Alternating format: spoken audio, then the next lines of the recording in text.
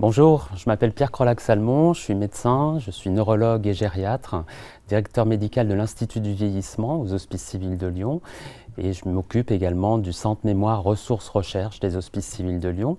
Alors je remercie chaleureusement les organisateurs, à savoir la Ligue Auvergne-Rhône-Alpes d'athlétisme, la CARSAT et AG2R La Mondiale de m'avoir invité à vous parler ce matin ou aujourd'hui des maladies neurodégénératives. C'est un vaste programme, vous savez qu'il en existe plusieurs, voire de nombreuses. En 45-60 minutes, on n'aura pas le temps de détailler l'ensemble de ces maladies, mais nous pourrons évoquer certains points déterminants du diagnostic, du repérage et de la prise en soin des patients atteints de ces principales maladies neurodégénératives. Nous parlerons principalement des maladies qui induisent un trouble cognitif progressif, comme la maladie d'Alzheimer, mais pas seulement, et puis des maladies qui engendrent un syndrome parkinsonien, bien sûr la maladie de Parkinson en priorité, mais d'autres maladies apparentées à la maladie de Parkinson. Et puis nous évoquerons des pistes de recherche et des pistes de prévention qui sont extrêmement importantes, notamment relatives au sport et à l'activité physique. Alors prenons le modèle de la maladie d'Alzheimer pour présenter globalement la physiopathologie de ces maladies. Très généralement, ces maladies sont dues à des lésions protéiques, des protéines qui ne sont pas tout à fait normales, qui vont interagir de façon anormale et générer des accumulations de déchets qui vont petit à petit intoxiquer certains neurones. Ici, vous avez une association de lésions protéiques amyloïdes et protéines tau dans la maladie d'Alzheimer qui vont générer une perte neuronale, d'abord dans les régions temporales internes, et puis ensuite dans tout le cortex.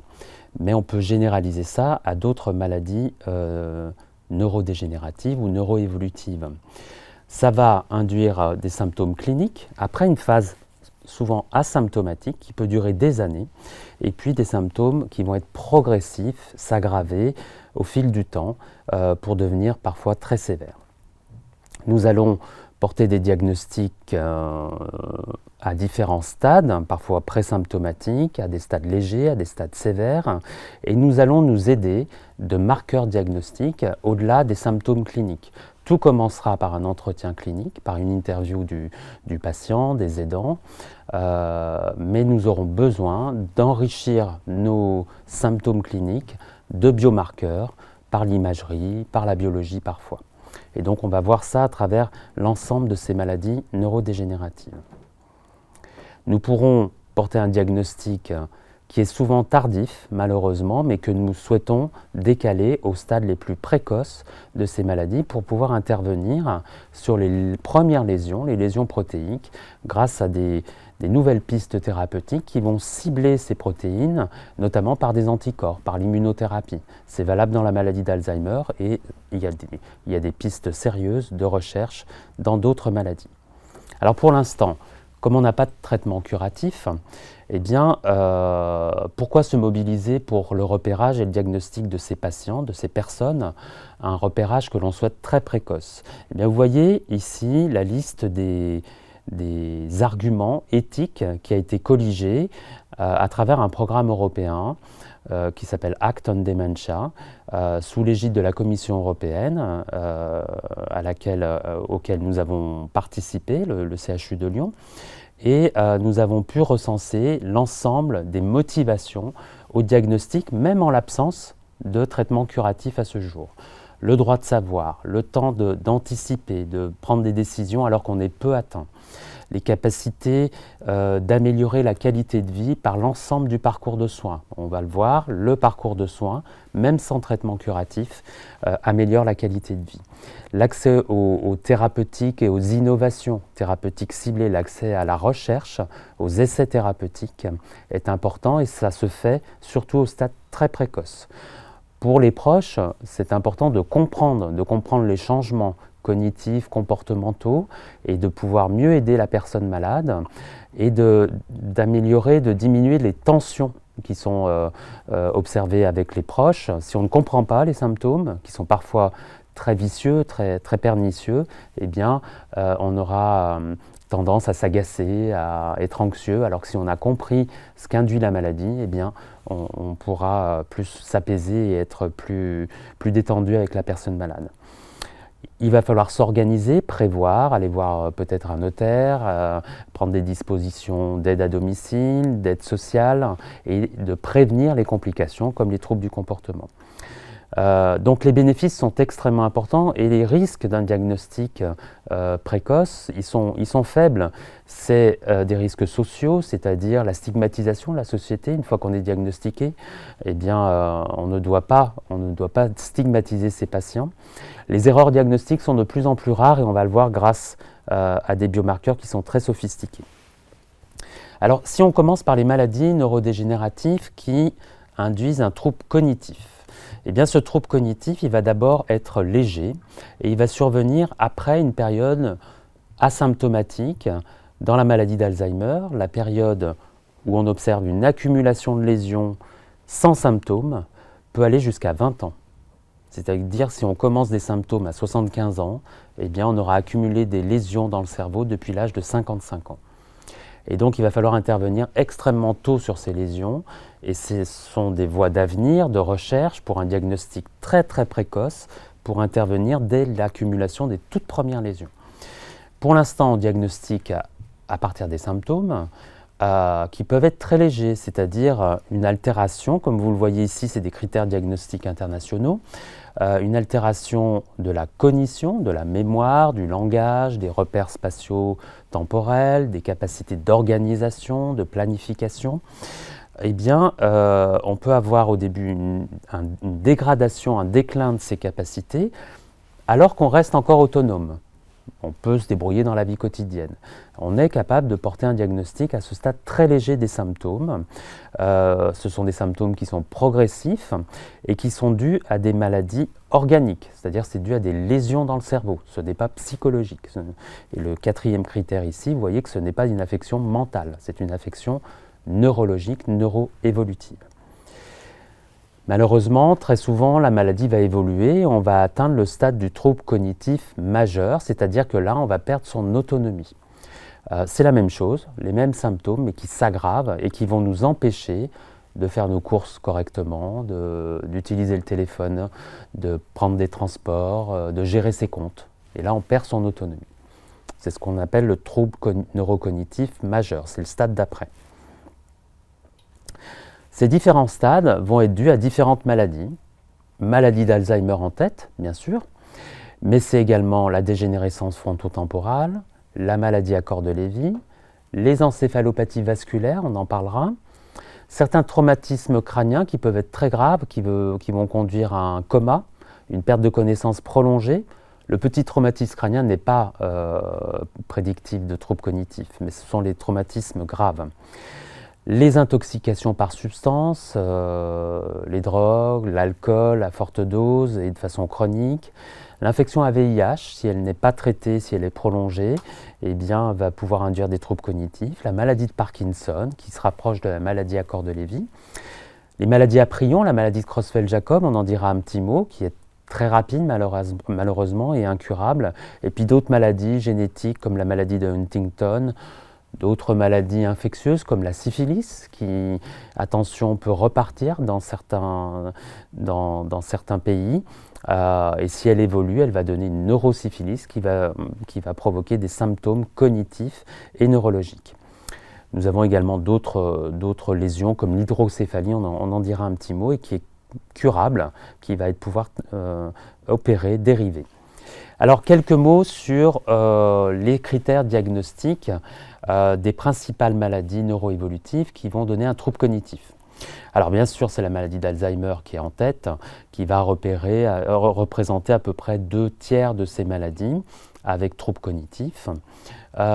C'est une maladie qui est liée au vieillissement, elle intervient surtout après l'âge de 65 ans, sauf si elle est génétique, dans 2% des cas, c'est très rare. Et dans ce cas-là, elle pourra intervenir largement avant 60 ans.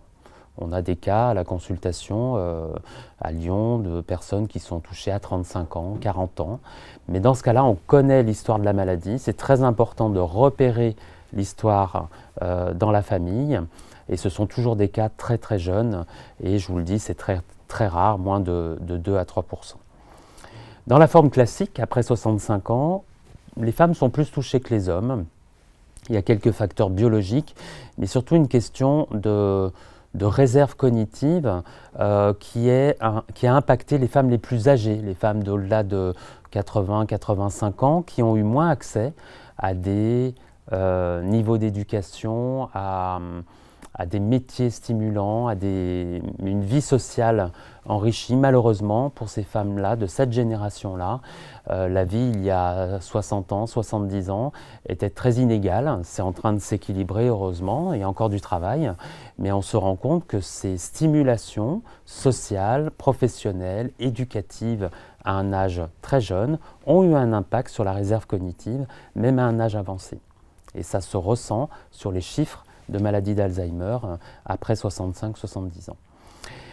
Cette maladie va surtout se manifester par des troubles de mémoire qui vont évoluer vers d'autres troubles, les troubles du langage, les troubles des repères spatiaux, les troubles de l'organisation dans la vie quotidienne. Il peut y avoir des troubles du comportement, on y reviendra. Et puis il y a certaines formes qui sont plus rares, comme des formes visuelles. Ça va commencer par des symptômes visuels, ou des formes qui vont commencer par le langage, par une perte du mot, du sens du mot, et un déficit d'accès au lexique, un manque de mots. L'imagerie va montrer une atrophie. Je vous montrerai ça plus tard. Bien sûr, on a des diagnostics différentiels. Le diagnostic différentiel principal, ce n'est pas une maladie neuroévolutive, en tout cas neurodégénérative, c'est une maladie vasculaire, c'est l'accumulation de lésions vasculaires, microvasculaires très souvent, dans le cerveau, qui à force de s'accumuler, vont provoquer des troubles cognitifs, comportementaux et impacter l'autonomie, comme la maladie d'Alzheimer. À nous de voir en consultation mémoire, la plus précoce possible, comment faire le diagnostic. D'un point de vue des signes cliniques, on pourra déjà évoquer le diagnostic, et puis surtout s'il y a des facteurs de risque cardiovasculaires qui ne sont pas traités. L'hypertension artérielle, le diabète, l'hypercholestérolémie, la sédentarité, on va en reparler, l'obésité et le tabagisme, qui représentent l'ensemble des facteurs de risque cardiovasculaires qui vont générer ce type de maladie à côté des infarctus du myocarde, des maladies vasculaires des membres inférieurs, etc. La maladie à corps de Lévy est un deuxième diagnostic différentiel de la maladie d'Alzheimer. C'est une maladie également liée au vieillissement.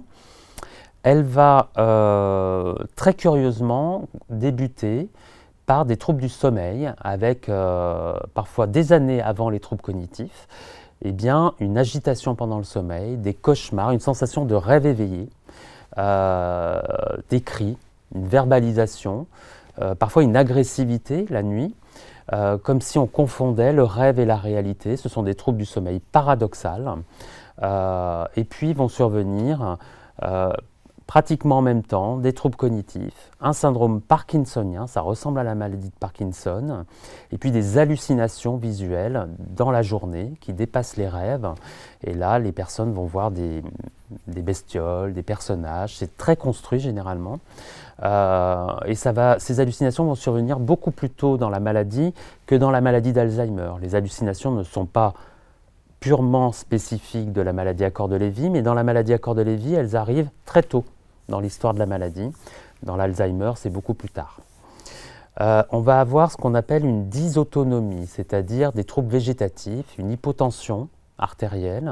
Quand on se lève trop rapidement, la tension va chuter, ça peut provoquer des syncopes, des chutes. Il peut y avoir une constipation, comme dans la maladie de Parkinson, il peut y avoir une sudation qui est inappropriée. Et puis, c'est des patients chez lesquels on fera très attention au traitement, notamment au traitement neuroleptique qui vont aggraver les patients. Parfois, il faut les utiliser, mais avec grande prudence. On verra qu'on peut confirmer le diagnostic avec certaines imageries qui sont utilisées dans certains cas qui posent problème. Quatrième groupe, le groupe des dégénérescences frontotemporales. Vous voyez qu'il y en a pas mal finalement de maladies neurodégénératives ou neuroévolutives. Ce groupe-là touche des personnes beaucoup plus jeunes, très souvent avant 60 ans. Ça peut toucher des personnes plus âgées, mais alors là, c'est l'inverse de l'Alzheimer, c'est généralement plus jeune.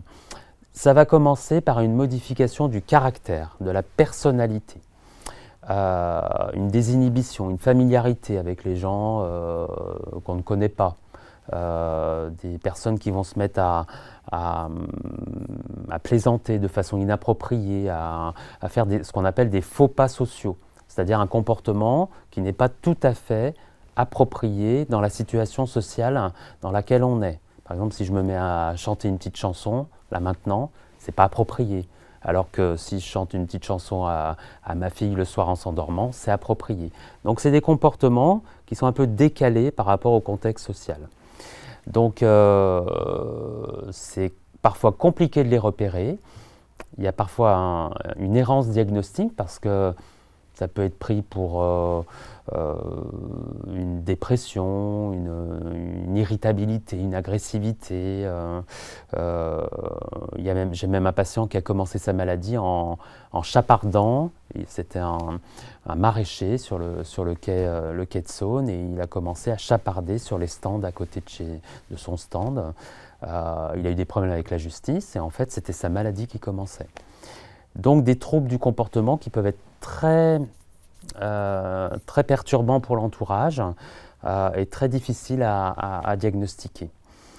Il faudra expliquer, vous voyez, un bénéfice du diagnostic, il faudra expliquer à l'entourage que c'est la maladie qui provoque ce type de comportement et que la personne fait ce qu'elle peut avec cette maladie et qu'elle lutte elle-même contre son propre comportement. J'ai des patients qui me disent « je sais que ce n'est pas bien ce que je fais, je ne peux pas m'en empêcher ». C'est à nous de l'aider et en faisant comprendre ça à l'entourage, on va pouvoir aider le patient à mieux contrôler son comportement. On s'aidera de l'imagerie pour diagnostiquer ce type de maladie. Il y a d'autres situations qui peuvent provoquer des troubles cognitifs, des troubles du comportement. L'hydrocéphalie, et là, c'est très bien de diagnostiquer ça parce qu'on va pouvoir intervenir, on va pouvoir, avec le neurochirurgien, dériver un peu trop d'eau, un peu trop de liquide dans l'espace crânien, et on va pouvoir dériver ça et nettement améliorer les personnes. Il peut y avoir des hématomes dans la tête qu'on peut évacuer parfois, des tumeurs bénignes, c'est-à-dire qu'on peut les enlever, qui ne sont pas cancéreuses. Il peut y avoir des grands troubles métaboliques comme la thyroïde. Si on ne traite pas une dysthyroïdie, ça peut donner des troubles cognitifs. Et puis des infections, on en a déjà parlé. Donc ça, c'est l'ensemble des maladies qui peuvent donner des troubles cognitifs. Il n'y a pas que ça dans les maladies neurodégénératives. Alors ça, c'est un peu la dernière née. Son nom est un petit peu difficile. Ça s'appelle le late, comme en anglais. Tardif, vous pouvez retenir ça, late, ça veut dire Limbic Predominant Age-Related, TDP43, c'est la protéine qui est en cause, encéphalopathie. Bon, c'est un peu un nom barbare, et pourtant c'est une maladie dont on va de plus en plus parler, puisque ça va être le diagnostic différentiel principal de la maladie d'Alzheimer. Ce n'est pas une nouvelle maladie, elle a toujours été, mais on est capable maintenant de la repérer de mieux en mieux. Et si vous voulez, par rapport à quelqu'un qui présente toutes les caractéristiques d'une maladie d'Alzheimer au stade très léger, c'est-à-dire un trouble de mémoire progressif qui s'aggrave avec certaines caractéristiques cliniques, neuropsychologiques pour nous, eh bien, si ce n'est pas un Alzheimer, et dans 20-25% des cas, ce ne sera pas un Alzheimer, eh bien, ce sera un late et ça va évoluer beaucoup plus lentement. C'est-à-dire que l'Alzheimer est quand même une maladie agressive qui va parfois en quelques années vraiment handicaper la personne, alors que là, on peut vivre 6, 8, 10 ans simplement avec un trouble de mémoire, sans autres symptômes cognitifs. Ça touche la personne âgée et très âgée, parfois au-delà de 75, 80, 85 ans, et le pronostic est meilleur que la maladie d'Alzheimer. Pour l'instant, on n'a pas de traitement curatif contre cette maladie, mais si on peut éliminer grâce aux biomarqueurs chez ces gens-là une maladie d'Alzheimer, eh bien, on sera plus rassurant que dans la maladie d'Alzheimer. Donc voilà, ça explique aussi que les symptômes cliniques plus l'IRM vont pouvoir nous tromper si on n'utilise pas des biomarqueurs, on va en parler, qu'on utilise dans le liquide céphalorachidien. Alors là, il y a une ponction lombaire, mais certaines imageries métaboliques peuvent nous aider, mais ça c'est encore de la recherche, et surtout, bientôt des biomarqueurs dans le sang. Une prise de sang pourra nous aider à éliminer ou à diagnostiquer précocement une maladie d'Alzheimer.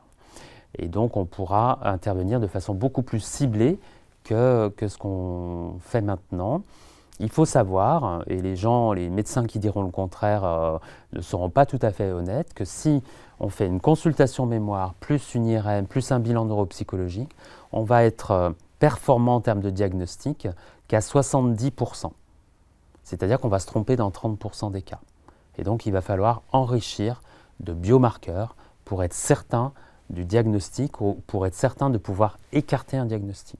C'est ce que je dis à mes patients maintenant, qui viennent à des stades très légers, pour pouvoir les rassurer complètement ou pour pouvoir être certain de porter un diagnostic, on a besoin de ces biomarqueurs. Donc on les pratique de plus en plus. Ces maladies vont générer également, à côté des symptômes cognitifs, mémoire, orientation, eh bien des symptômes comportementaux. Alors, ça peut commencer par une dépression. Une maladie neurodégénérative peut commencer par une dépression, de l'anxiété, de l'irritabilité, c'est-à-dire que la personne va ressentir des changements de ses performances et ça va l'angoisser, ça va la rendre irritable, voire déprimée. Et puis ensuite, il peut y avoir carrément une agitation, une agressivité, ou alors une apathie, un retrait, des gens qui se retirent socialement, qui ne vont plus rien faire. On en voit des personnes âgées qui sont complètement retirées. C'est un diagnostic différentiel de la dépression, puisque les gens apathiques n'ont pas de douleur morale, il n'y a pas de tristesse, mais ils vont avoir une forme de retrait social qui est peu douloureux pour eux, hein, c'est assez peu perturbant pour eux, mais c'est très perturbateur, très douloureux pour l'entourage. Hein. Quelqu'un qui est apathique l'entourage va ressentir une forme de perte de la personnalité de cette personne. Il peut y avoir des hallucinations, des délires, c'est-à-dire une pensée qui est en dehors de la réalité. Il peut y avoir une dysphorie, une euphorie, hein, une désinhibition, un peu comme tout à l'heure dans les formes frontales. Il peut y avoir une déambulation, c'est ce qu'on appelle le comportement moteur aberrant, des troubles du sommeil, des troubles de l'appétit qu'on peut observer à des stades très légers également de ces maladies. Donc chaque maladie, chaque groupe de maladies va pouvoir proposer ces troubles du comportement de façon un petit peu différenciée. Dans la maladie d'Alzheimer, c'est un petit peu comme c'est présenté là, anxiété, irritabilité au début et ensuite les autres. Dans les formes frontales, dans les maladies frontales, vous voyez que ça va être plutôt la désinhibition, la familiarité ou l'apathie qui vont débuter la maladie. Donc ça, c'était les maladies avec répercussions principales cognitivo-comportementales. Maintenant, passons aux maladies qui induisent un syndrome parkinsonien, hein, une forme d'abord motrice de neurodégénérescence. Vous voyez ici, c'est une coupe anatomique d'un tronc cérébral. C'est la base du cerveau, de l'encéphale. Et ce qu'on voit ici, c'est qu'à gauche, vous avez du noir.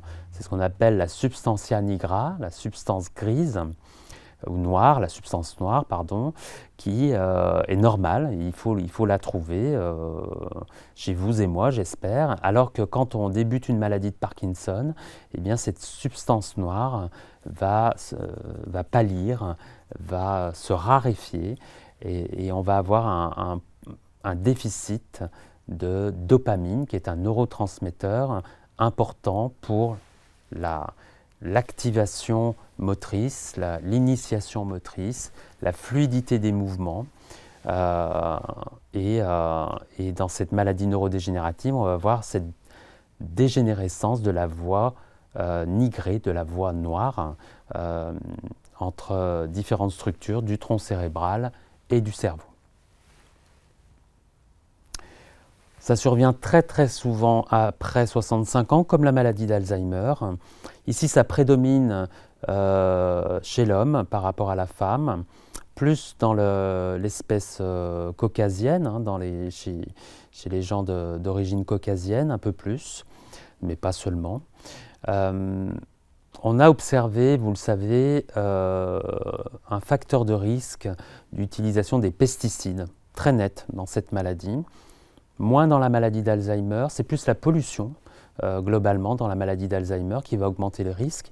Ici, dans la maladie de Parkinson, c'est vraiment les pesticides, les insecticides, et donc les zones rurales. Et donc, d'où l'importance de ne plus utiliser des formes biochimiques de pesticides en zone agricole. Le tabagisme, la nicotine a pu permettre de réduire un peu le risque, mais attention, le risque associé au tabac est beaucoup plus fort du côté cardiovasculaire et neurovasculaire que le petit bénéfice qu'on a pu observer dans certaines études du côté de la maladie de Parkinson. Donc, il est toujours bien conseillé de ne pas fumer parce que les risques vont être beaucoup plus importants du côté neurocardiovasculaire que la petite économie de risque de maladie de Parkinson. Il y a des très rares cas familiaux qui vont se manifester bien avant 60 ans. Donc là, un peu comme la maladie d'Alzheimer, c'est très très rare et ça se manifeste avant 50, 60 ans. Et dans ce cas-là, on va pouvoir chercher des causes génétiques qui sont extrêmement rares. Alors, les symptômes de ces syndromes parkinsoniens, eh bien, ça va être tout d'abord un ralentissement moteur, ce qu'on appelle une hypokinésie, une bradykinésie. Ça vient du grec, tout ça. Kinésie, c'est le mouvement. Brady, c'est ralentissement. On peut parler d'une akinésie, c'est-à-dire qu'il n'y a plus de mouvement, les gens sont figés. Il va y avoir une rigidité, une raideur globale qui va induire une espèce de syphose, c'est-à-dire un dos qui se voûte, en antéflexion. Des difficultés de marche, une marche qui va être ralentie avec un pas qui se réduit, une marche à petits pas. Un ballon qui va se réduire, voire disparaître. Les gens sont figés. Et parfois, en plus, un tremblement, qui n'est pas le tremblement quand on prend un verre et qui est fin, rapide, qui est très fréquent dans le cadre du vieillissement. C'est ce qu'on appelle le tremblement essentiel, qui n'est pas grave, qui peut être gênant, mais qui n'est pas grave. Mais là, c'est un tremblement au repos. Et c'est un tremblement beaucoup plus lent, qui va souvent revêtir un aspect d'émiettement, qui est lent et qui disparaît quand on fait un mouvement. Ça, c'est caractéristique du syndrome parkinsonien. Attention aux formes un peu trompeuses. Ça, on le dit souvent aux étudiants en médecine. Attention, une personne âgée qui a une douleur périarticulaire de l'épaule, c'est souvent la coiffe des rotateurs. Les tendons autour de l'articulation de l'épaule. C'est souvent très bénin, très bénin, ça peut être douloureux, mais en tout cas ce n'est pas dû à une maladie neurodégénérative très souvent, mais parfois ça va être dû à cette raideur, et donc on dit aux étudiants, attention, quand il y a une pathologie de la coiffe des rotateurs, cherchez une raideur, parce que ça peut être une maladie de Parkinson au début. Pareil pour une constipation opiniâtre. Alors vous me direz, c'est très fréquent une constipation. Oui, c'est très fréquent avec le vieillissement notamment. Mais si elle est récente, semi-récente, qu'elle résiste à tout, qu'elle s'aggrave, il faut que le médecin cherche un syndrome parkinsonien. Une raideur, un tremblement, parce que ça peut être un début de maladie de Parkinson. C'est ce qu'on appelle la dysautonomie, qui est due à cette atteinte du système nerveux végétatif. Et puis attention aux dépressions atypiques, dépressions qui surviennent sans facteur déclenchant. Il n'y a pas eu d'événement dans la famille, dans l'entourage, qui puisse provoquer une dépression. Ça arrive comme ça, c'est assez grave, et là ça peut précéder une maladie de Parkinson. Pas seulement, ça peut précéder aussi une maladie d'Alzheimer ou d'autres maladies neuroévolutives. Donc attention aux formes un peu trompeuses, et il vaut mieux en parler à son médecin qui va rechercher une maladie de Parkinson de façon systématique.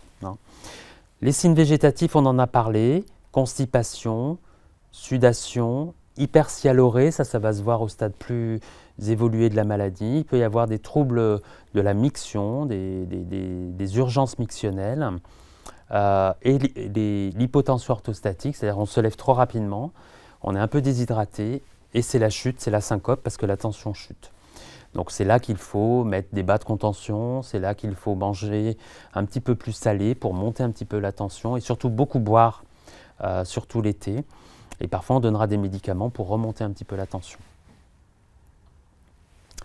Alors, on va rentrer un petit peu dans le dur parce que là, ce sont les diagnostics différentiels dont vous n'avez peut-être pas entendu parler, mais les gériatres, les neurologues, les psychiatres parfois, les médecins généralistes doivent avoir ça en tête pour éliminer ces diagnostics qui peuvent ressembler à la maladie de Parkinson, mais qui ne vont pas malheureusement répondre au traitement de la maladie de Parkinson qui sont centrés sur la dopamine ou les agonistes dopaminergiques. La dopamine, la L-Dopa, va dans la maladie de Parkinson améliorer, voire faire disparaître les symptômes pendant des années. C'est ce qu'on appelle la lune de miel. Et la personne va être très nettement améliorée. Donc c'est une chance d'avoir cette L-Dopa.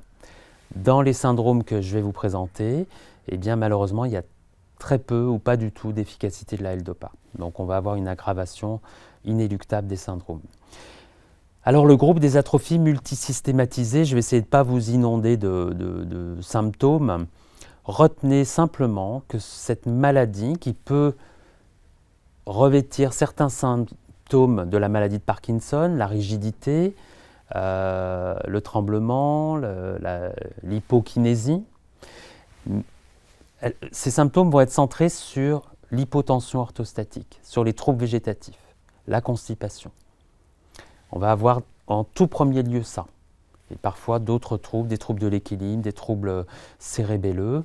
Mais au centre, on va très souvent avoir une grande hypotension quand on se lève, une hypotension orthostatique. Et c'est dégénératif.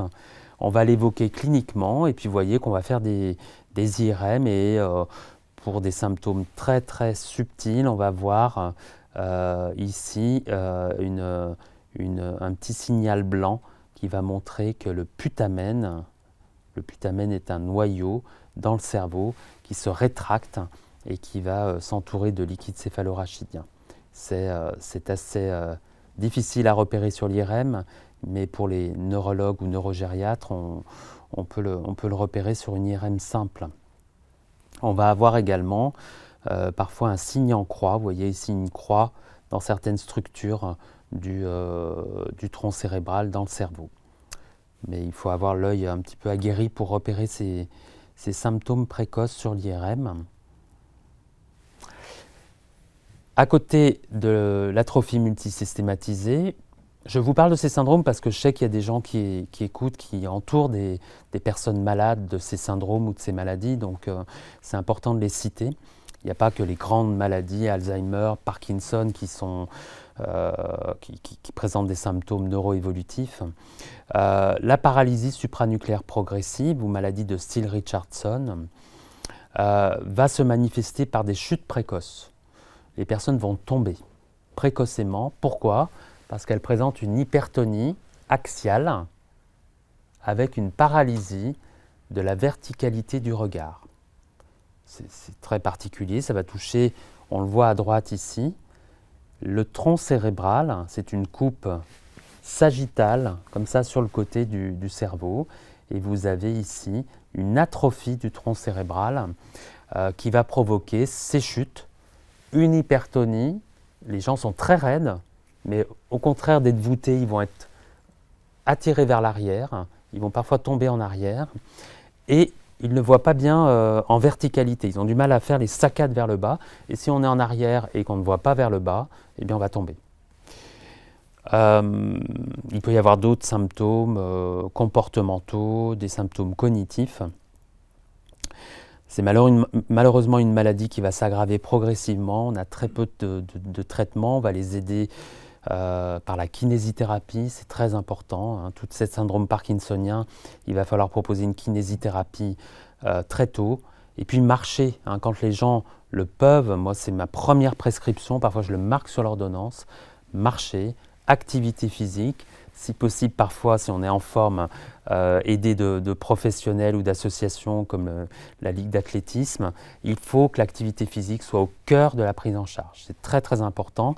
même une fois que la maladie est diagnostiquée. Hein. On va reparler de l'activité physique. Autre syndrome apparenté à la maladie de Parkinson, la dégénérescence cortico-basale. Vous voyez des termes très, très barbares, compliqués, mais là encore, il y a certaines personnes qui nous écoutent ou des proches qui nous écoutent qui sont atteints de cette forme de maladie. Là encore, c'est très particulier. C'est une main qui va devenir inutile. La main va présenter des problèmes pour organiser les gestes, pour générer les gestes complexes. C'est soit la main gauche, soit la main droite. Et on va avoir du mal à organiser les gestes complexes jusqu'à prendre un verre va devenir compliqué. Et en plus, elle va devenir hypertonique, rigide. Et donc on va parler de main inutile parce qu'elle va être rigide et en plus elle ne peut plus organiser les gestes complexes. Et donc c'est des gens qui vont venir en consultation avec une main qui ne leur obéit plus. Il va y avoir d'autres symptômes, parfois des troubles du langage. Si c'est la main droite qui est touchée, eh bien, le langage étant à gauche, c'est plutôt une dégénérescence qu'on va observer à gauche et ça peut toucher le langage à gauche. Il peut y avoir d'autres symptômes cognitifs. Et c'est là encore associé à un syndrome parkinsonien qui ne va pas ou très peu répondre à la dopathérapie, mais qu'on va améliorer avec la kinésithérapie. Vous voyez ici une atrophie. Le noir ici est représenté par du liquide et il y a un peu trop de liquide. Hein. Le cortex est un petit peu diminué de volume. On le voit aussi ici en bas à droite. Les sillons sont trop larges par rapport à la gauche. Et donc on a une dégénérescence de cette partie du cortex cérébral. Alors, pour toutes ces maladies, on va organiser un parcours diagnostique qui va être gradué. Ça va commencer en médecine générale avec un repérage et on travaille beaucoup avec nos collègues et amis de la médecine générale sur des formations, sur des clés, des outils diagnostiques précoces pour qu'on puisse ensuite conforter des diagnostics étiologiques en spécialité dans les centres mémoire, en gériatrie, en neurologie, parfois en psychiatrie, pour, avec parfois des biomarqueurs, confirmer un diagnostic. Alors vous voyez, je ne vais pas détailler tous les tests, mais il y a des tests qu'on va utiliser. Ici, un test qu'on propose à nos collègues de médecine générale pour repérer très tôt les troubles de mémoire, les troubles qui vont être associés à des maladies neuroévolutives comme la maladie d'Alzheimer, mais pas seulement. Et vous voyez qu'en quelques questions, on va repérer une plainte de mémoire qui peut nous alerter, qui ne va pas être due à des difficultés de concentration, comme c'est la majorité des cas, heureusement. Hein. Après 50 ans, c'est normal qu'on oublie plus vite des consignes, des informations qui nous intéressent peu. Hein. Moi, mes filles me disent souvent tu retiens rien, mais en fait, je retiens ce qui me paraît important à hiérarchiser, et c'est parfois l'activité professionnelle, c'est parfois certaines informations très importantes, et puis certains détails qu'on va oublier parce qu'on ne peut plus tout enregistrer, c'est normal. Hein. Et après 50 ans, bien, on a un peu plus de difficultés. Et si en plus on est anxieux ou déprimé, ça va rentrer en compétition avec la concentration. Et donc là, on va faire des diagnostics précoces de dépression ou d'anxiété qui vont rentrer en compétition avec cette concentration. Ça se voit aussi en consultation mémoire. Et puis le médecin généraliste ou le spécialiste va repérer des plaintes qui ne sont pas de la concentration, des plaintes de mémoire qui sont plus suspectes, et là on va avancer vers d'autres étapes du diagnostic. On va poser des questions aussi sur le comportement. Vous voyez ici une échelle qui va nous faire penser à un comportement un peu frontal, comme s'il y avait une dégénérescence frontale, des inhibitions, familiarité, des gens qui se mettent à grignoter du sucré, des troubles de l'hygiène, ça c'est plus grave, des gens qui ne sont plus adaptés socialement, qui vont faire évoquer certaines maladies. Donc on a pas mal d'échelles qui vont nous aider en soins primaires, en médecine générale, et puis après en soins spécialisés. On va toujours organiser un interrogatoire du patient et de l'aidant, des proches, de façon très précise.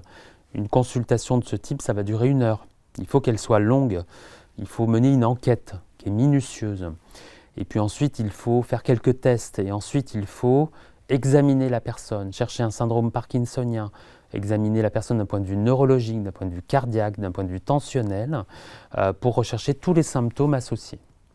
Ça peut se faire en plusieurs consultations en médecine générale. Ça ne va pas se faire forcément lors de la première consultation. Ça peut être organisé. Et puis on va s'aider d'outils, de biomarqueurs, d'imagerie. Vous voyez ici l'IRM à gauche. Beaucoup plus que le scanner. Le scanner n'est pas assez performant pour diagnostiquer ces maladies, sauf s'il y a contre-indication à l'IRM. Pour l'instant, la biologie, c'est le liquide céphalorachidien, c'est donc la ponction lombaire qui se fait en hôpital de jour, une petite anesthésie locale. Il faut dédramatiser la ponction lombaire, hein. Je sais qu'elle a mauvaise presse. Il y a 20 ans, 30 ans, elle était douloureuse. Maintenant, avec la petite anesthésie locale, ça se fait en hôpital de jour, les gens repartent 2 heures après. Ça se fera bientôt en consultation et on recueille ce fameux liquide céphalorachidien qui va nous permettre de diagnostiquer très précocement la maladie d'Alzheimer, par exemple, ou d'autres maladies. Ou alors de les écarter, ce qui va nous permettre de rassurer. Et là, je vous disais que la consultation plus l'IRM, c'était 70% de performance diagnostique. Là, le liquide céphalorachidien, c'est 98% pour certaines maladies, comme la maladie d'Alzheimer. Donc c'est très performant. Et bientôt, on aura le sang. On pense raisonnablement que dans 2, 3 ans, 5 ans, on aura des marqueurs dans le sang qui seront fiables. Peut-être avant. Et donc, une simple prise de sang permettra de diagnostiquer des lésions très précocement et d'intervenir comme en recherche, je vais vous le montrer après. Et puis on a, et ça c'est de la recherche, de l'imagerie. On fait ça dans nos centres de mémoire ici à Lyon. Pour les gens qui veulent participer à la recherche précocement, on va diagnostiquer très tôt des protéines anormales. Vous avez ici à droite, en haut, des gens qui n'ont absolument aucune protéine anormale, pas de protéine amyloïde, et en bas, ici, une accumulation en jaune, en rouge, de cette fameuse protéine amyloïde qu'on va détecter parfois avant les tout premiers symptômes, avant la première plainte, 5 ans, 10 ans avant la première plainte. Et c'est des gens à qui on va pouvoir proposer des traitements avant les symptômes. Je pense aux familles qui sont très touchées par la maladie d'Alzheimer, je pense aux gens qui sont très inquiets parce que 1, 2, 3 proches ont été touchés assez tôt. Eh bien, on va pouvoir, à travers nos essais thérapeutiques, proposer des traitements avant les symptômes.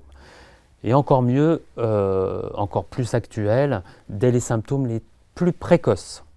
Donc ne pas hésiter à parler à son médecin traitant s'il y a des symptômes qui vous inquiètent et de solliciter une consultation mémoire pour détecter ces maladies précocement parce qu'on a des essais thérapeutiques. Donc ça, on peut agir très précocement. Bon, je ne vais pas vous asséner de renseignements, ça c'est pour les médecins, mais vous voyez qu'on va réfléchir de façon très sophistiquée avec nos marqueurs, amyloïdes, protéines tau, neurodégénérescence, pour porter des diagnostics précis. Mais ça c'est notre boulot. Alors voici quelques images. Ici vous avez une de mes patientes qui présente une maladie d'Alzheimer avec une atrophie dans les régions de la mémoire, et puis des taches blanches qui montrent également des lésions vasculaires. On a très souvent des colésions, des lésions qui interagissent, neuroévolutives et neurovasculaires.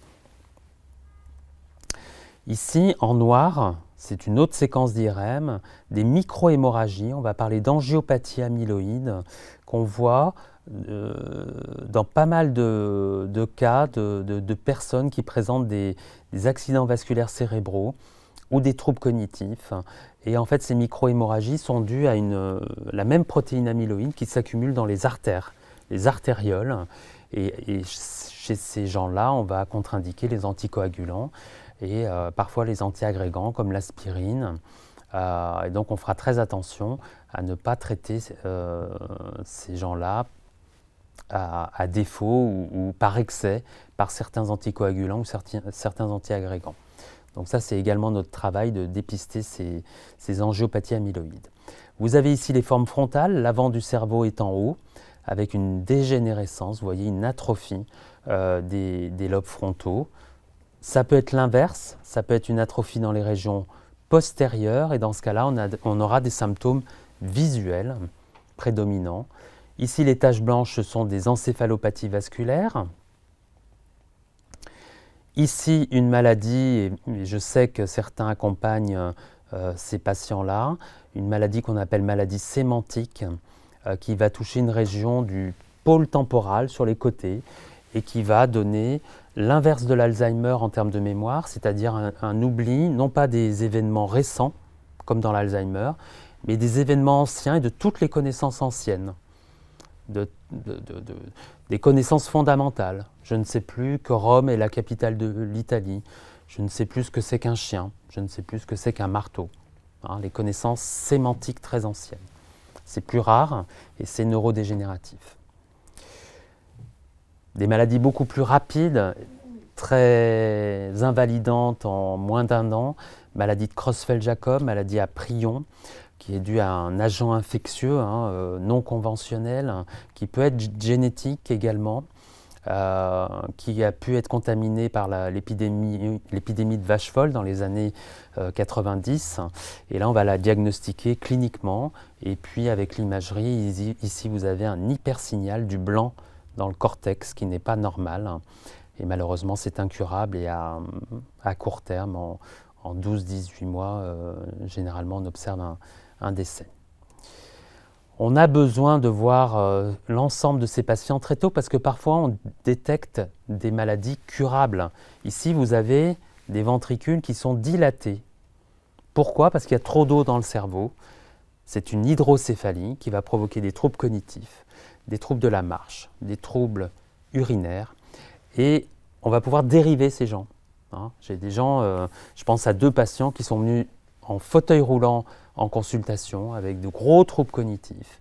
Et une de ces 2 patients m'envoie des cartes postales parce qu'après la dérivation, elle a repris les randonnées en montagne. Elle a repris toute sa mémoire. Donc il faut diagnostiquer aussi ces maladies qui peuvent prendre le masque de maladies neurodégénératives mais qui n'en sont pas. D'où les consultations mémoire et neurogériatriques précoces.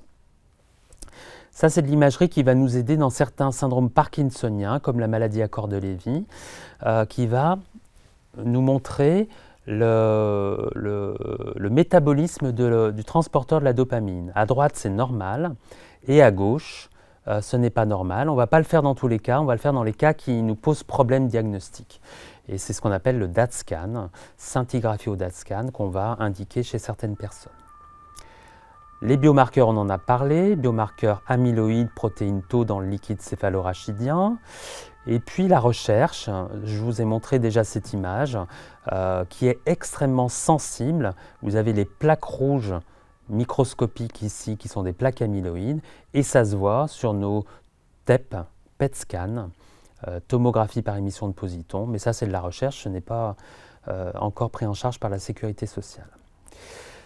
Alors tout ça, vous voyez, tous ces mots-clés, barbares parfois, représentent nos diagnostics principaux et parfois il y a des overlaps, parfois il y a des collisions. Donc ça va être très trompeur, il peut y avoir des symptômes d'un diagnostic et une évolution comme un autre, il peut y avoir des lésions qui vont apparaître en même temps et donc ça c'est tout le jeu des consultations spécialisées pour faire le tri dans les diagnostics qui sont parfois extrêmement compliqué. Alors, je ne peux pas vous parler de tout, mais simplement, je vais vous balayer. Vous allez voir que le diagnostic est gradué. On va commencer par le médecin généraliste qui va proposer une consultation qui doit être longue et elle est remboursée maintenant, cette consultation de repérage qui est longue. Il va repérer des problèmes psychologiques, parfois l'anxiété, de la dépression, il va s'en occuper. Parfois, il n'y a pas de trouble, mais il faut des mesures de prévention, dont l'activité physique, très importante, on va en reparler. Parfois, il va diagnostiquer des troubles neurocognitifs, et là, il va envoyer au spécialiste, qui va proposer un bilan neuropsychologique, une IRM, parfois d'autres examens qui vont donner lieu à des diagnostics et une prise en charge multimodale. On va en reparler de la prise en charge pour terminer le propos. Je passe ça rapidement parce qu'on est pris par le temps, mais il y a des diagnostics complexes avec des biomarqueurs.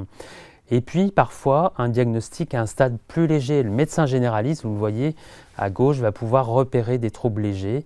Et dans ce cas-là, il faut bien informer le patient sur le suivi et la démarche de prévention des troubles sévères et parfois un accès à la recherche avec des biomarqueurs et puis des essais thérapeutiques qu'on va proposer à ces patients. Alors les soins, là encore c'est une diapositive progressive parce que le parcours de soins, et bien sûr il est centré sur le patient avec son médecin généraliste, les consultations spécialisées, les hôpitaux de jour, les plateformes médico-sociales, aidées par les grands organismes comme la CARSAT, Agir Carco, qui sont là pour nous aider à apporter des soins à domicile pour ces patients, pour les aidants. Pour les troubles du comportement, des unités, des équipes mobiles dédiées aux troubles du comportement, parfois les structures d'EHPAD qui sont importantes pour proposer des structures spécialisées, les hospitalisations. Et tout ce monde-là va venir en aide et l'ensemble, j'insiste bien sur l'ensemble, est pertinent pour préserver une forme de qualité de vie de ces patients et de leurs proches. Donc l'objectif, en l'absence de traitement curatif, très souvent, eh bien, c'est de maintenir la qualité de vie, c'est de prévenir les complications. Et parfois, il y aura des médicaments, et parfois non. C'est multidisciplinaire, et j'insiste là-dessus. On va annoncer un diagnostic, on ne va pas l'imposer, mais il faut parler d'un diagnostic. On va faire intervenir les aides à domicile, les infirmiers, les auxiliaires de vie, les équipes de soins à domicile, livraison des repas, l'orthophonie, les psychologues. On va aider socialement, on va proposer des hôpitaux de jour, des accueils de jour. Les associations de famille sont très importantes, France Parkinson, France Alzheimer, etc. Vous avez énormément de personnes qui sont bénévoles et qui peuvent vous aider à accompagner vos proches. On va préparer l'avenir et surtout on va aussi aider l'aidant. Et aider l'aidant à prendre soin de lui ou d'elle pour qu'il puisse apporter les meilleurs soins à la personne malade. On va sécuriser le domicile. Ici, je ne vous parle pas de la méthodologie de cette étude, mais elle montre que le diagnostic va d'emblée, presque automatiquement, aider à sécuriser la gestion des médicaments, la gestion de son budget, la conduite automobile, la gestion de son programme de suivi par son médecin, etc., etc. Il y a des traitements médicamenteux qui peuvent aider. Là, je prends l'exemple des thérapies contre la maladie d'Alzheimer, qui sont malheureusement déremboursées, mais qui ont montré une forme d'efficacité contre placebo, c'est reconnu dans le monde entier. Et il faut, dans certains cas, en l'absence de contre-indication, continuer à les prescrire s'il y a une bonne tolérance, puisque ça va participer de l'arsenal thérapeutique non médicamenteux et médicamenteux. On ne va pas se priver d'une des pierres de cet arsenal thérapeutique qui a montré une forme d'efficacité. Bien sûr, l'effet est modeste, mais il est là. Et donc, c'est l'ensemble des mesures qui va aider à prévenir les complications et à préserver la qualité de vie. Ça a même montré, et c'est publié dans les plus grandes revues, un décalage de la nécessité de placement en EHPAD, en institution, grâce à ce type de traitement, mais qui n'est jamais utilisé seul, qui doit être utilisé avec l'ensemble des mesures médico-psychosociales. Pour la maladie de Parkinson, les syndromes parkinsoniens, parfois la L-Dopa dans la maladie de Parkinson, les agonistes pour les plus jeunes, et puis des traitements autres, la kinésithérapie, l'activité physique, la marche, et puis on va aider pour l'hypotension orthostatique, pour les troubles de déglutition, pour la dysarthrie. Les orthophonistes ont toute leur place. On va proposer une prise en charge globale. Pour les troubles du comportement également, on va proposer une approche très très globale de la remédiation cognitive, de l'éducation du patient et de son proche pour gérer les petits troubles du comportement, pour éviter les médicaments. Et puis parfois, il y aura besoin de médicaments, mais là encore, ça c'est pour les médecins et les infirmiers. On va y aller de façon très très mesurée et très graduée pour éviter les effets secondaires de ces médicaments. Ça, c'est des programmes qu'on va proposer en hôpital de jour, de la psychoéducation, de la remédiation cognitive, de la rééducation de la mémoire en s'aidant par la réminiscence, par les souvenirs autobiographiques. Je passe très vite. On va mémoriser des noms, des visages. On va utiliser certaines méthodes qui sont plus complexes. On va appliquer ça dans la vie quotidienne. Ce sont des ateliers sophistiqués en hôpital de jour au stade précoce et qui ont montré, là aussi je vous passe les détails des courbes, qui ont montré une efficacité sur nos réserves, sur nos capacités de mémoire et sur nos capacités d'autonomie, y compris 6 mois après l'atelier. Donc c'est très important de mener ces ateliers dans nos dispositifs, d'abord au stade sévère, au stade léger, en hôpital de jour, puis en accueil de jour, et à domicile par les équipes de soins Alzheimer à domicile ou équipes de soins à domicile et les orthophonistes bien sûr. La recherche pour terminer, chaque point ici est un essai thérapeutique, c'est une étude. Vous voyez qu'il y en a de très nombreuses, c'est très dynamique. Ici, c'est dans la maladie d'Alzheimer, il y en a dans la maladie de Parkinson, il y en a dans d'autres maladies, les maladies apparentées, dans la sclérose latérale amyotrophique que je n'ai pas citée, qui est une maladie très agressive, motrice, qui doit être associée à des soins non médicamenteux, une molécule qui peut aider aussi certains patients. Mais vous voyez que la recherche est extrêmement dynamique. Ici, un exemple d'anticorps qui a montré qu'il débarrassait, vous voyez à gauche, sous placebo, il y a des taches rouges et jaunes, et sous traitement, eh bien, c'est beaucoup plus bleu. On a débarrassé le cerveau de cette fameuse plaque amyloïde, et c'est associé à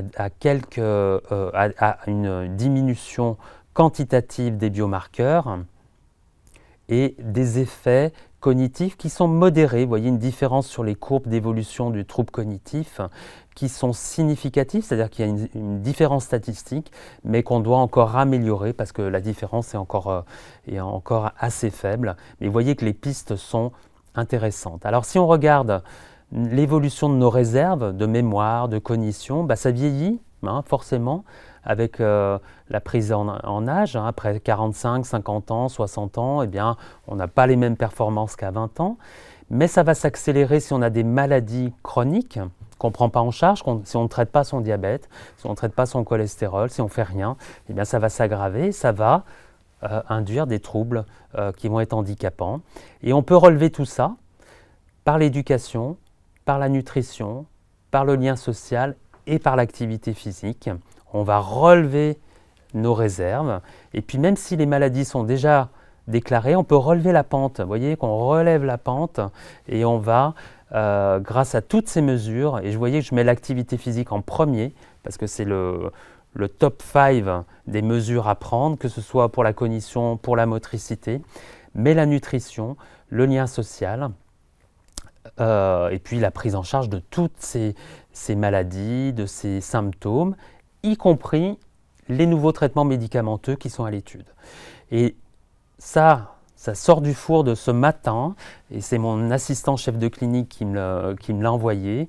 C'est un grand article dans une grande revue qui montre, qui confirme ce qu'on avait déjà vu, mais avec une très très belle étude, que l'activité physique a un impact sur le contrôle des facteurs de risque cardiovasculaire, notamment le diabète, la résistance à l'insuline, et que ça va améliorer le volume cérébral et le métabolisme cérébral, comme on le voit ici sur ce type d'imagerie, et que ça va permettre de lutter contre ces maladies neurodégénératives. Donc voilà, je voulais conclure là-dessus parce que c'est une étude qui n'est pas encore publiée dans le journal papier, mais qui est en ligne ce matin et qui, d'un point de vue très scientifique, nous confirme la place de ces mesures non médicamenteuses dans l'activité physique. Et nous avons des programmes régionaux, des programmes à Lyon, un partenariat avec la Ligue d'athlétisme Auvergne-Rhône-Alpes, avec la CARSAT, pour lancer certains programmes comme Activi, vous verrez ça dans le Grand Lyon très prochainement, pour vous encourager à plus marcher, à mieux se nourrir. L'Institut Paul Bocuse sera aussi dans la course, enfin on vous en parlera dans les semaines, dans les mois qui viennent. Voilà, je vous remercie beaucoup. Ce sont des maladies graves, avec des symptômes préoccupants, mais vous voyez qu'on fait énormément de choses, il y a des diagnostics différentiels curables, il y a énormément de choses à faire pour préserver cette fameuse qualité de vie du patient et de ses proches. Je vous remercie beaucoup. Alors, bonjour professeur, on a 2 questions à vous poser. Alors, une première, vous avez évoqué les états d'anxiété, de dépression liés à la révélation de sa maladie. Un accompagnement psychologique est-il préconisé systématiquement dans son parcours de soins? Quelle en serait son importance? Oui. Alors, je n'ai pas pris le temps d'en parler, c'est un très bon point. On l'a vu, certaines maladies peuvent se manifester au tout début par une dépression, par une anxiété. Et puis, bien sûr, cette dépression peut jalonner l'évolution de la maladie jusqu'au stade sévère. Et puis, la dépression va toucher les proches aussi, les proches aidants, la famille.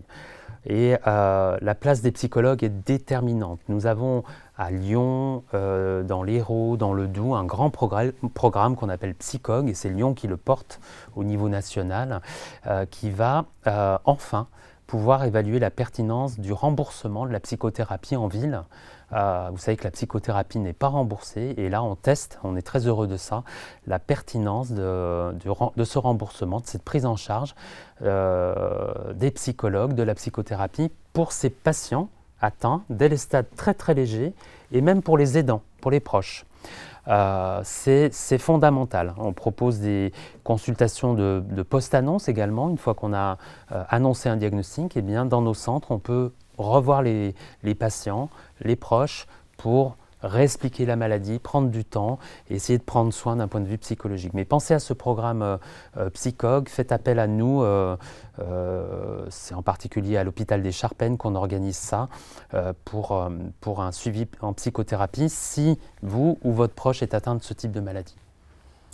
Merci professeur. Et une seconde question, vous citez l'activité physique comme un élément important de la prévention. Quelle forme, quel volume pour être efficace? Alors, ce n'est pas moi qui le dis, c'est l'OMS qui vous conseille de marcher. Je ne parle pas du lèche-vitrine, des emplettes, mais de la marche un peu active. Si vous avez des petits troubles d'équilibre, si vous n'êtes pas sûr de vous, avec des bâtons de marche, c'est très très bien. Donc une marche un peu poussée, eh bien l'OMS dit au moins 30 minutes, 30 à 40 minutes par jour. Si on ne peut pas marcher tous les jours comme ça, eh bien c'est d'utiliser tous les petits moyens, c'est-à-dire il y a 2 étages à monter, je ne prends pas l'ascenseur. J'ai 500 mètres à faire pour aller chercher le pain, eh bien je vais les faire à pied. Ou alors 2h30 de sport. Le sport, ça peut être aussi cette marche par semaine. Donc 30-40 minutes par jour ou 2h30 par semaine. On ne dit pas ça au hasard, c'est à partir de là, à partir de ces seuils, qu'on a montré un réel impact sur la prévention de ces maladies et la prévention des maladies cardiovasculaires, neurovasculaires. Donc voilà, les informations scientifiques sont très précises là-dessus. Alors si en plus on participe à des programmes grâce aux moniteurs d'activité physique adaptés, grâce aux kinés, grâce aux associations, la Ligue, etc., là c'est encore meilleur. Et je rajouterais qu'avec ça, il faut prendre du plaisir. J'en ai pas parlé, mais l'optimisme, la résilience, la joie, oui, prendre du plaisir, c'est pas bien pensant. On a montré d'un point de vue scientifique que ça avait un impact majeur sur la neuroprotection et sur la protection cardiovasculaire. Donc voilà, il faut voir du monde. Et puis en plus, pour finir le trépied, il faut bien se nourrir, équilibré, plutôt bio si on en a les moyens, sans pesticides en tout cas, et puis des fruits, des légumes, des noix, des noisettes, de l'huile d'olive, voilà, toute cette ambiance un peu méditerranéenne qui est bon pour nos vaisseaux et pour le cerveau.